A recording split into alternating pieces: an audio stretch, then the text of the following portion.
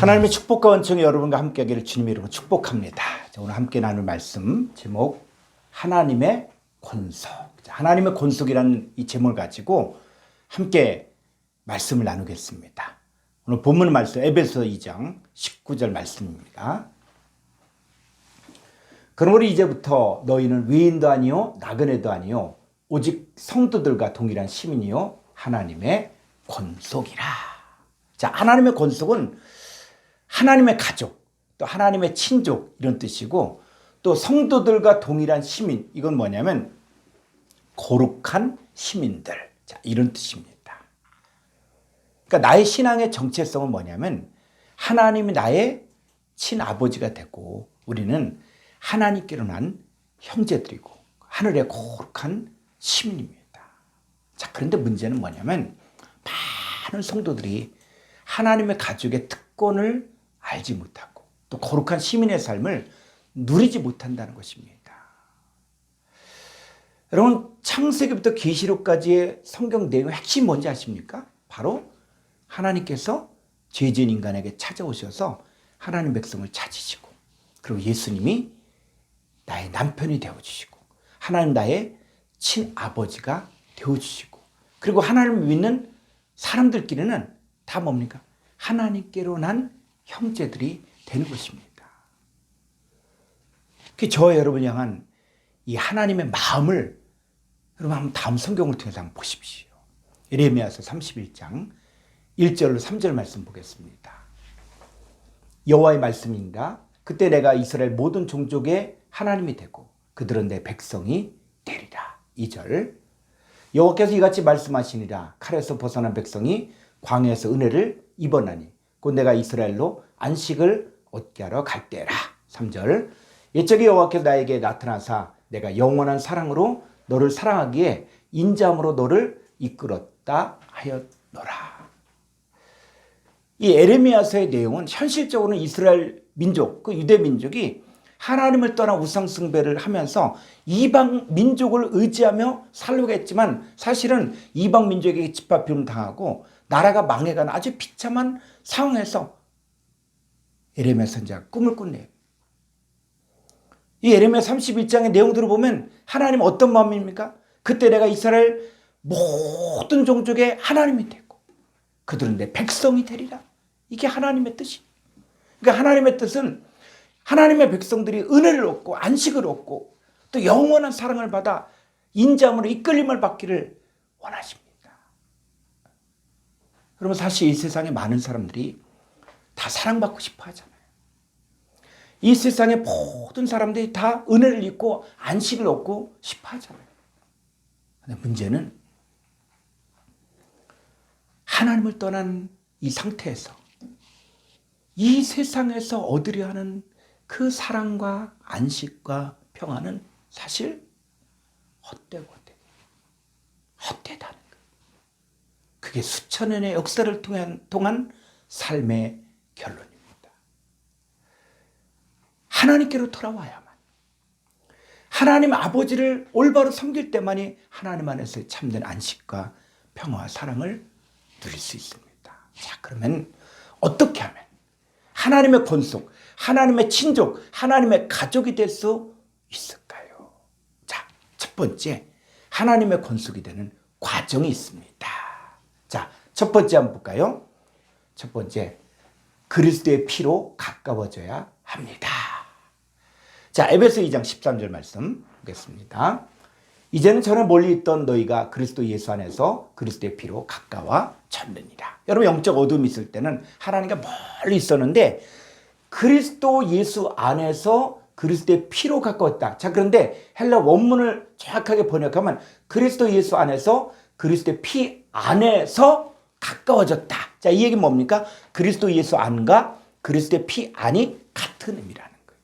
우리가 예수님 영접했을 때 흑암의 권세에서 건진받아 그의 사랑의 아들의 나라로 옮겨졌습니다. 그러니까 예수 믿는 이 사람들의 주인은 바로 누굽니까? 예수님이 예수님. 그러니까 예수님이 우리를 다스리시고 보호하시고 그 안에 있어야만 우리가 하나님 아들답게 살 수 있습니다. 자, 이 그리스도의 피할 때 이 피가 바로 뭐냐? 여러분, 구약 성경을 보니까 육체의 생명은 피에 있다라고 이야기했죠. 그랬을 때 이 그리스도의 피는 뭘 이야기하냐? 하나님의 생명을 말하는 거예요. 그리고 예수님 자체를 말하는 거예요. 우리가 예수님 영접하고 나서 받는 첫 번째 선물이 있죠. 바로 뭡니까? 요한복음 3장 16절에서 하나님의 세상을 처럼 사랑하사 독생자를 주셨으니 이는 저를 믿는 자마다 멸망치 않고 뭘 얻어요? 영생. 그 영생이 바로 하나님의 생명. 우리 안에 하나님의 생명을 받았어요. 근데 생명의 특징은 뭡니까? 자라야 되죠. 그래서 이 생명이 온전하게 자라려면 바로 이 빛을 받아야 돼요. 빛을. 자, 고린도서 4장 6절 말씀 보겠습니다. 어두운 데 빛이라 말씀하셨던 그 하나님께서 예수 그리스도의 얼굴에 있는 하나님의 영광을 아는 빛을 우리 마음에 비추셨습니다. 자, 예수님은 하나님과 하나가 되신 분이에요. 예수님 안에 하나님의 생명이 있는 거예요. 그러니까 예수님은 하나님의 생명이 충만하여서 그가 말을 할 때 그 입에서 뭐가 나오는 거예요? 하나님의 생명이 우리 가운데 비춰지는 거예요.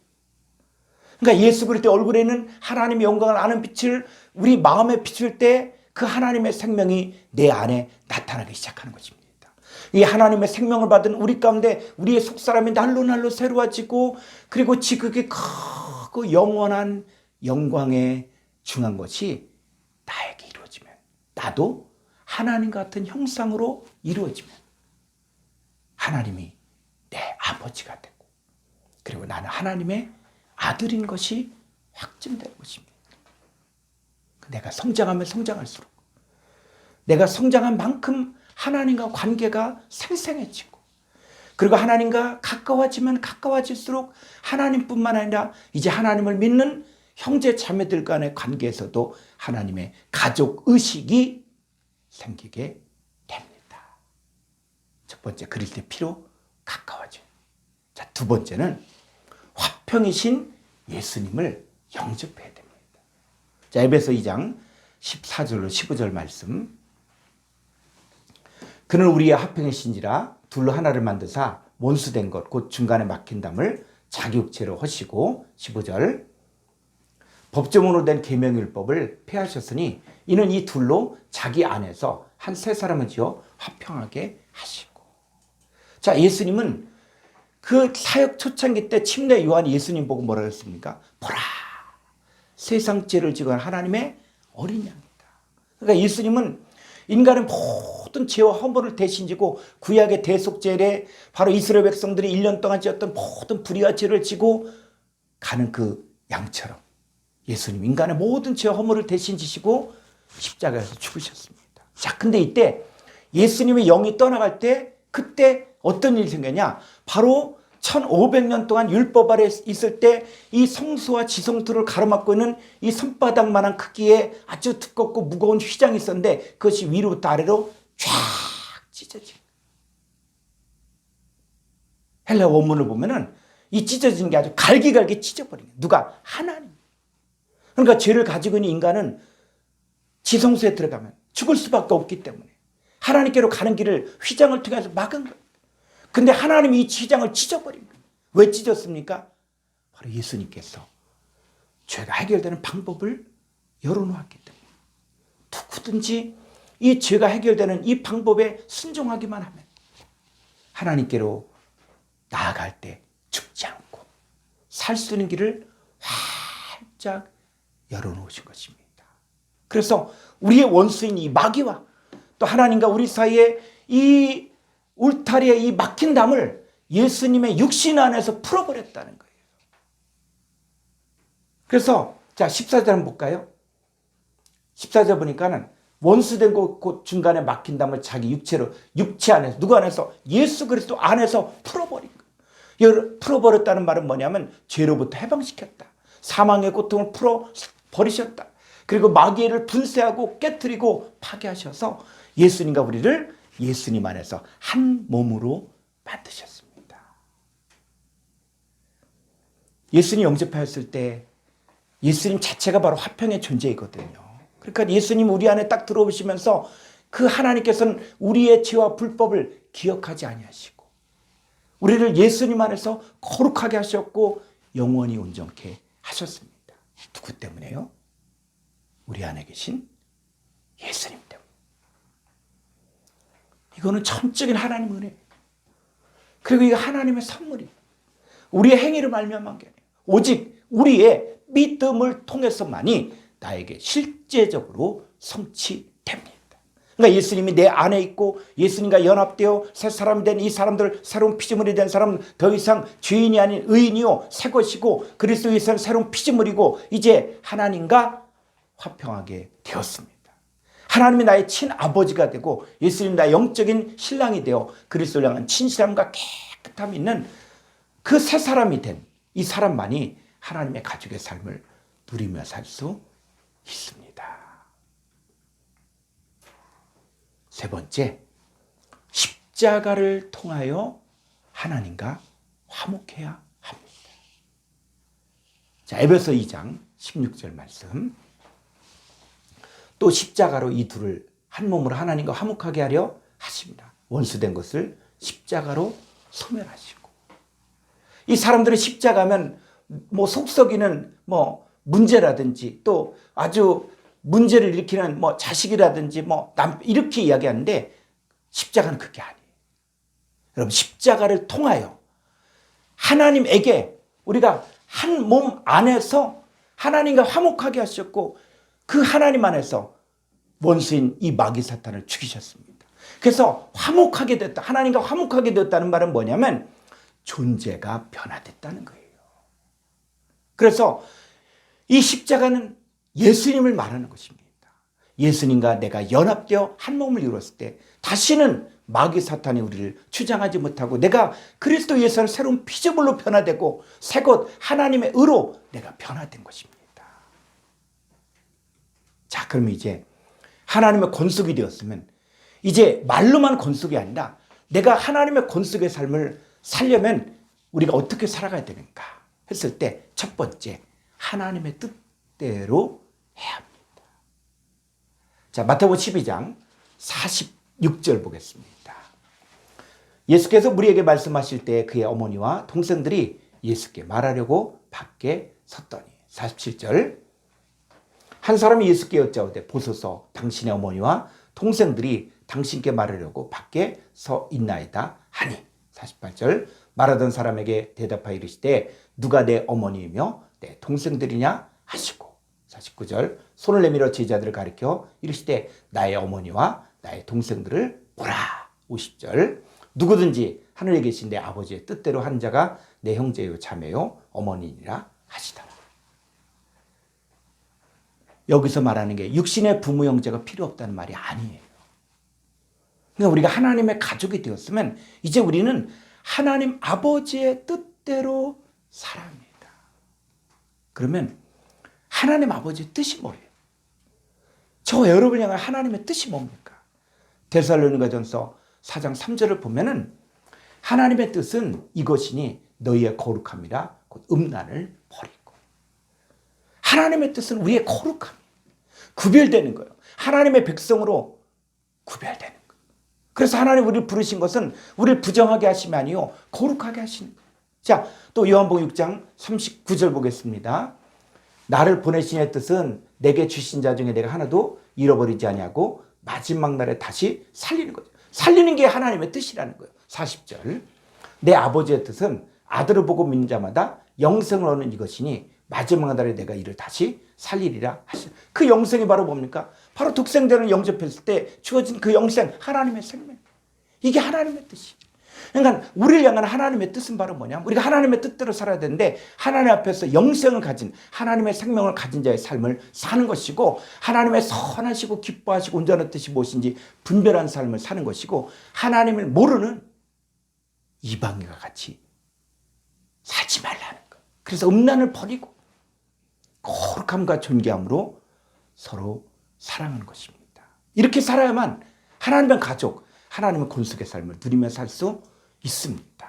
자, 이제 두 번째는 영적 질서를 지켜야 됩니다. 그래서 이 성경에서 이제 영적 질서, 즉 각자에게 주는 교훈들이 있습니다.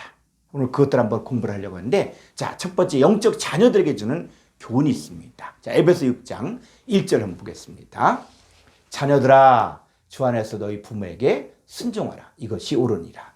내 아버지 어머니를 공경하라. 이것은 약속 있는 첫 계명이니 3절 이로써 내가 잘되고 땅에서 장수하리라. 자, 다시 한번 1절 한번 보겠습니다.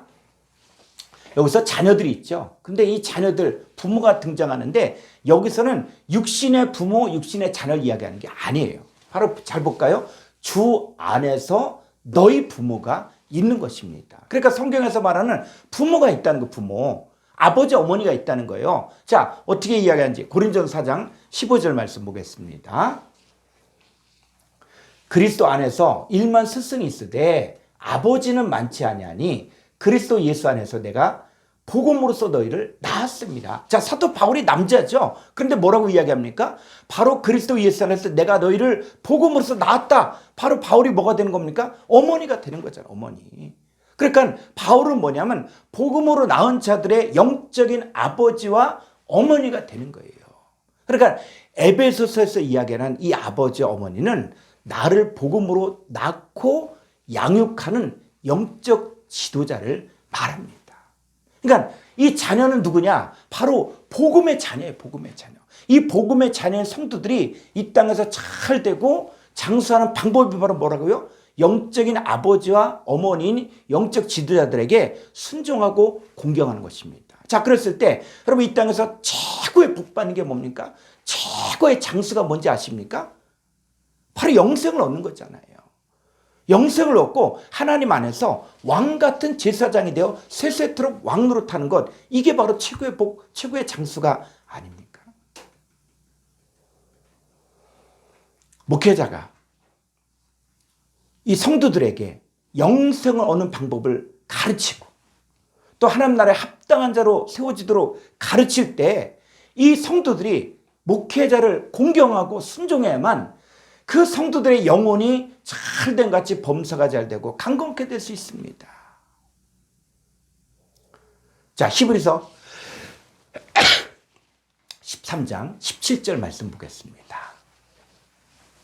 너희를 인도하는 자들에게 순종하고 복종하라. 그들은 너희 영혼을 위하여 경성하기를 자신들이 청산할 자인 것 같이 하느니라. 그들로 하여금 즐거움으로 이것을 하게 하고 근심으로 하게 하지 말라. 그렇지 않으면 너에게 유익이 없느니라. 자, 너희를 인도하는 자들, 이들이 바로 누굽니까? 나의 영적인 아버지와 어머니예요. 그랬을 때 너희를 인도하고 있는 지금 네 앞에서 너의 신앙을 위해서, 너의 믿음을 위해서 지금 너를 가르치고는 그 영적인 아버지 어머니에게 어떻게 하라고요? 순종하고 복종하라는 거예요. 왜? 그들은 너희 영혼, 너희 목숨을 위하여 경성하기를 뭐냐면 하나님 앞에서 결산을 한다는 거예요. 그래서 그들로 하여금 어떻게 하라고요? 즐거움으로 이 사역을 하게 하라는 거예요. 순종할 때 순종하고 복종할 때 복종하고 같이 하나님 말씀 배울 때 함께 배우고 즐거움으로 하게 하라는 거예요. 근심으로 하게 하지 말라는 거예요. 왜? 그렇게 하지 않으면 너에게 유익이 없거든요. 여러분이 그렇게 말씀의 가르침을 잘 받았을 때 여러분들이 바로 이 목회자들이 주는 이 권면과 가르침에 순종하고 복종할 때 여러분의 유익이 있는 거예요. 자, 두 번째는 아버지들에게 주는 교훈이 있습니다. 자, 에베소서 6장 4절 말씀. 또 아버지들아 너희 자녀를 노엽게 하지 말고 오직 주의 교훈과 훈계로 양육하라. 자, 여기서는 아버지가 나오죠. 아버지. 여기서 말하는 아버지들은 뭐냐? 말씀을 가르친 자들을 말합니다. 그러니까 이 말씀을 가르친 자들은 남자만 이야기하는 것이 아니라 여자도 말씀을 가르친 자의 입장에서는 아버지가 되는 거예요. 왜? 이 아버지는 바로 무엇입니까? 바로 말씀, 생명의 씨를 나눠주는 자이기 때문에. 그래서 말씀을 가르친 자들은 항상 어떻게 주의 교훈과 훈계로 양육해야 되는 거예요. 만약에 말씀을 가르친 자들이 자기 욕심을 가지고 성도들을 대한다든지 성도들을 이용하려고 하면 여러분 사실 세상에 사는 성도들이 이런 것을 더 잘하기 때문에 성도들이 시험에 들고 교회 나오지 않을 경우도 있습니다. 그러니까 말씀을 가르친 자들은 항상 어떻게 가르쳐야 돼요? 바로 주의 교훈과 훈계로 양육해야 되는 거예요. 이 성도와 목회자가 함께 나아갈 방향은 어디입니까? 바로 그리스도 예수의 장성한 분량에 이르러 하나님의 사람으로 함께 사는 거예요. 이 성도들은 바로 주의 교양과 훈계로 양육받아야만 하나님의 자녀답게 살 수 있거든요. 자, 에베소 4장 21절 보겠습니다. 진리가 예수 안에 있는 것 같이 너희가 참으로 그에게서 듣고 또한 그 안에서 가르침을 받았을진데. 여러분, 진리는 어디 안에 있습니까? 예수님 안에 있는 거예요. 지금 여러분이 누구에게 가르침 받고 있습니까? 너희가 참으로 그에게서 듣고 또한 그 안에 가르침 받는데, 이 가르침 받는 사람들이 지금 뭡니까? 말씀을 가르치는 자들이 바로 아비라, 아비. 그 복음의 아비, 나를 말씀으로 가르치고 생명의 씨를 주고 있는 그 말씀을 가르친 자들, 그들이 지금 나에게 교훈하고 있다는 거예요. 자, 그럼 어떻게 합니까? 그 말씀 받고 22절, 너희는 유혹의 욕심을 따라 썩어져가는 구습을 따른 옛사람을 벗어버리고, 23절, 오직 너희의 심령이 새롭게 되어 하나님을 따라 의와 진리의 거룩함으로 지으심 받은 새 사람을 입으라. 자, 이게 바로 주의 교양과 훈계로 양육하는 거예요. 자, 세 번째, 종들에게 주는 교훈이 있습니다. 자, 에베소서 6장 5절 보겠습니다. 종들아, 두려워하고 떨며 성실한 마음으로 육체의 상전에게 순종하기를 그리스도께 하듯 하라. 6절, 눈가림만 하여 사람을 기쁘게 한 자처럼 하지 말고 그리스도의 종들처럼 마음으로 하나님의 뜻을 행하고. 7절, 기쁜 마음으로 섬기기를 주께 하듯 하고 사람들에게 하듯 하지 말라. 자, 여기서 나오는 종들이 있죠. 그래서 여러분, 이 성경은 뭐냐면 하나님 나라의 관계를 이야기하는 거예요. 그럼 여기서 말하는 종들이 누굽니까? 자, 6절 한번 볼까요? 이 종들이 누굴 이야기하는 것이냐면 바로 그리스도의 종들을 이야기하는 거예요. 그럼 육체의 상전은 누굴 이야기하는 겁니까? 바로 성도들을 이야기하는 거예요. 그러니까 그리스도의 종들은 성도들을 대할 때 항상 두려워하고 떨며 성실한 마음으로 누구에게 하듯? 그리스도께 하듯 해야 합니다. 그러니까 눈가림만 하여 사람을 기쁘게 하는 게 아니라 그리스도의 종들처럼 마음으로 하나님의 뜻 행하고 기쁜 마음으로 섬기기를 사람들에게 하지 말고 주께 하듯 하는 거예요. 여러분, 성도들 교회에 왜 왔습니까? 여러분, 성도들은 바로 하나님의 뜻 행할 수 있게 만들라고 하나님 보내준 거예요. 여러분, 사람을 기쁘게 하는 목회하면 안 됩니다. 두렵고 떨림으로 하나님의 말씀을 전해야 되는 거예요. 자, 그 다음 네 번째, 성도들에게 주는 교훈이 있습니다. 자, 에베소 5장 22절로 24절 말씀. 아내들이여 자기 남편에게 복종하기를 주께 하듯 하라.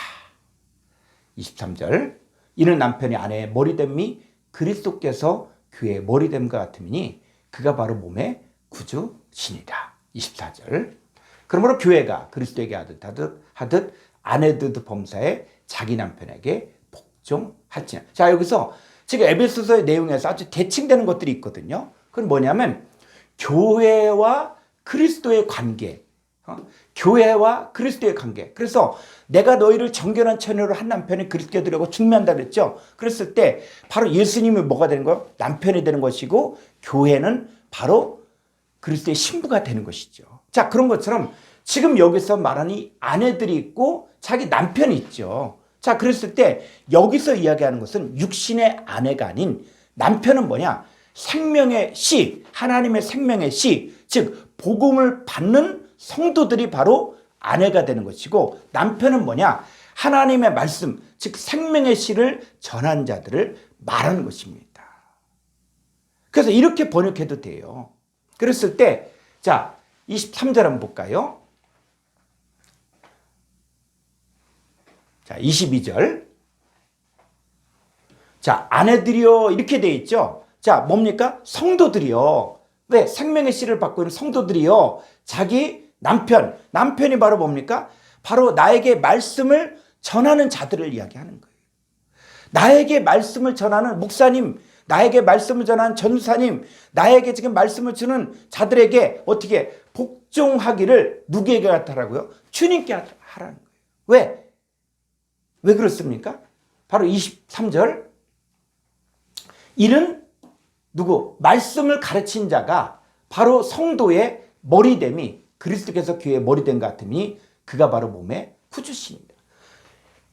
여러분 말씀을 가르치는 성도들을 지금 생명의 길로 인도하는 거예요. 구원의 길로 인도하는 거예요. 그러니까 지금 내 앞에서 나에게 말씀을 주는 목사님, 나에게 말씀을 주는 그 전사님, 나에게 말씀을 가르치는 사람이 그 사람에게 지금 어떻게 해요? 복종하는데 누구에게 하라고요? 주님께 하듯 하라는 거예요. 주님이 지금 그 사람 안에서 나에게 말씀하고 있다는 것입니다. 그래서 복종해야 되는 거예요. 자, 그 다음에 5번째, 그러면 목회자들에게 주는 교훈이 있습니다. 자, 목회자들에게 주는 교훈. 자, 에베소 5장 25절 말씀 보겠습니다. 남편들아 아내 사랑하기를 그리스도께서 교회를 사랑하시고 그 교회를 위하여 자신을 주신 같이 하라. 자, 여기서 보니까는 남편들이 나오고 있죠. 근데 이것이 대칭된 게 바로 뭐예요? 이 남편들은 그리스도를 이야기하는 것이고 아내는 교회를 이야기해요. 문맥을 잘 보십시오. 지금 여기서 말하는 이 남편들은 바로 뭐냐? 말씀을 가르치는 목회자들을 말하는 거예요. 여러분 성경은 하나님 나라에 관한 이야기를 하는 것이지 이 말씀을 가지고 세상적으로 풀면 안 됩니다. 그러니까 이렇게 번역해도 돼요. 목회자들아 성도 사랑하기를 그리스도께서 교회를 사랑하시고 그 교회를 위하여 자신을 주신 같이 하라. 자, 왜 이렇게 해야 됩니까? 자, 왜 이렇게 목회자들이 이렇게 해야 되는 이유가 있다는 거예요. 자, 그 다음 26절. 이는 곧 물로 씻어 말씀으로 깨끗하게 하사 거룩하게 하시고 27절.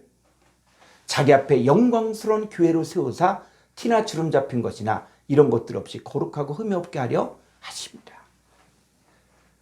이 목회자가 성도들에게 말씀을 통해서 그들을 깨끗하고 거룩하게 하고 그래서 이 성도들이 영광스러운 교회로 티나 주름 잡힌 것이 없는 거룩하게 흠이 없는 하나님의 자녀를 세워주기 위해서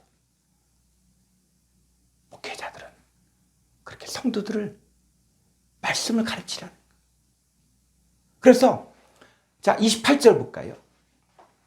이와 같이 남편들도 목회자들도 자기 아내, 자기 성도 사랑하기를 자기 자신같이 할지니 자기 아내, 자기 성도를 사랑한 자는 자기를 사랑하는 것이라. 29절. 누구든지 언제나 자기 육체, 이 자기 육체가 뭘? 이 육체가 아니에요. 바로 자기 육체는 바로 누구 이야기합니까? 바로 아담에게 있어서 하와는 누굽니까? 이는 내 살 중에 살이고 내 뼈 중에 뼈라 그러죠. 그러니까 아담의 그 살과 뼈는 바로 하와인 것처럼 여러분 예수님의 살과 뼈가 바로 누굽니까? 성도들이에요. 성도들. 예수 그리스도를 대신해서 사역하는 바로 나의 육체는 누굴 이야기합니까? 성도들이에요. 그래서 성도들이 지금 말을 안 듣고 성도들이 조금 불순종하고 성도들이 지금 잘 못 알아들어도 어떻게 하라고요? 누구든지 언제나 자기 육체, 자기 성도를 미워하지 않고 오직 양육하여 보호하기를 그리스도께서 교회에게 함과 같이 하는. 여러분 예수님은 오래 참으셨잖아요. 사도 바울도 그 사도 바울이 되기 전에 사울이었을 때 그렇게 예수 민자를 죽이려고 하고 그 핍박했던 그 대적했던 그 사울을 오래 참으시잖아요. 그런 것처럼 이렇게 번역해도 됩니다. 목회자들아. 자, 다시 한번 위로 한번 가볼까요? 28절 보니까 28절 이와 같이 목회자들도 자기 성도 사랑하기를 자기 자신같이 할지니 자기 성도를 사랑한 자는 자기를 사랑하는 것이라. 할렐루야. 그래서 누구든지 자기 성도를 미워하지 말고 오직 양육하여 보호하기를 그리스도께서 교회에서 함과 같이 해야 됩니다. 자, 사랑하는 성도 여러분, 이 5월 이 가정의 달. 자, 그랬을 때 여러분 우리는 주 안에서 하나님의 가족이 되었습니다. 이 가족 안에는 어머니도 있고 아버지도 있고 그 큰형도 있고 큰누나도 있고 또 막내 동생도 있는 것처럼 똑같은 가족이지만 서로 섬기고 자기 할 일을 하고 또 서로 사랑함으로 아름다운 가정이 세워지는 것처럼 우리 하나님의 자녀들은 이 교회라는 영적 공동체 안에서 바로 말씀을 가르치는 목사님과 사모님 있고, 또 먼저 된 권사님과 집사님 있고, 또 아주 영적으로 어린 성도들도 있습니다. 그랬을 때 이 아름다운 하나님의 가족이 되려면 목사님 역할을 충실하게 주의 교환과 훈계로 양육해야 되고, 이 권사님은 또 권사님의 역할을 잘하면서 목사님의 사역을 옆에서 잘 서포트해주고, 그리고 집사님은 또 집사님의 역할을 잘하고, 성도들은 성도의 역할을 잘하고, 그래야 그 교회가 활기차고 재미있고 하나님 기뻐하는 가족 공동체가 될 수 있지 않습니까? 근데 나는 교회에서 섬김만 받겠다, 나는 돌봄만 받겠다, 나는 교회에서 헌신하고 하는 일들 나는 아무것도 안 하고 나는 교회에 그냥 와서 섬김만 받겠다, 이렇게 하면 이 하나님의 가족 공동체가 삐그덕거리는 거예요. 저는 이 창석교회 성도들 한 사람 한 사람이 그리스도 안에서 형제들이고 하나님의 가족이기 때문에 각자 자기 역할을 잘하면 우리가 만나면 만날수록 좋아지고, 또 보고 싶은 이 아름다운 하나님의 가족의 삶을 이 땅에서부터 누리며 살기를 바랍니다. 이 모든 복이 여러분들에게 충만하기를 주의 이름으로 축원합니다.